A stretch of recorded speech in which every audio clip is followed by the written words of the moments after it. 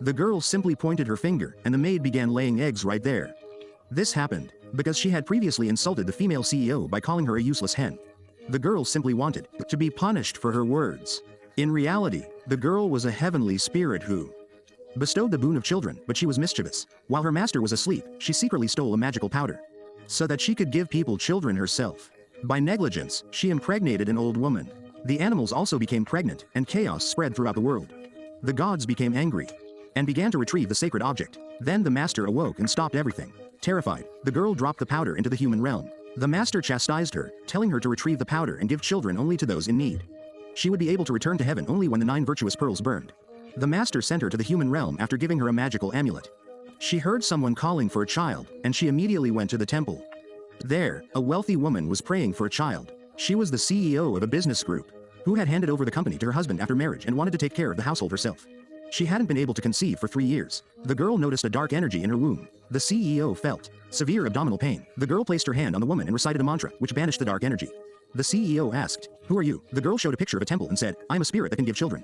The assistant thought she was crazy, but the girl said that someone had cursed the CEO and that he was destined to have many children. The CEO didn't believe her, but took pity on her. Upon reaching the mansion, the girl saw a deep miasma and removed it with a mantra. There was also dark energy inside. She warned that this house was in danger of becoming a mother. In the air above, there were 2 twin spirits yearning to become pregnant. The girl promised them she would help. The girl wanted to show the spirits. When Sansa and Med arrived, the girl saw dark energy surrounding Med, and Sansa looked at her with hatred. Med said she could never become a mother. The girl said, "As long as I'm alive, my mother will definitely have a child." The mother-in-law called her a liar, and the maid called her an illegitimate child. The CEO said that the girl was adopted, but no one believed her. Med told her he cursed her to be barren for the rest of her life. The girl replied that the one who was cursed was actually the weir. A child's spirit is clinging to her leg, crying out for mother. The maid's leg went numb, and her face went pale with fear. The girl explained that the child was 3 months old when they died, and she was still angry.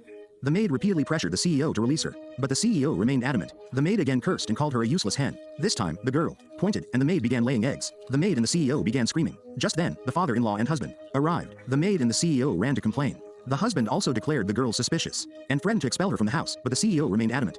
That same night, the girl saw the twin spirits again. They flew out of the mansion. The girl saw the maid and the CEO's husband having sex.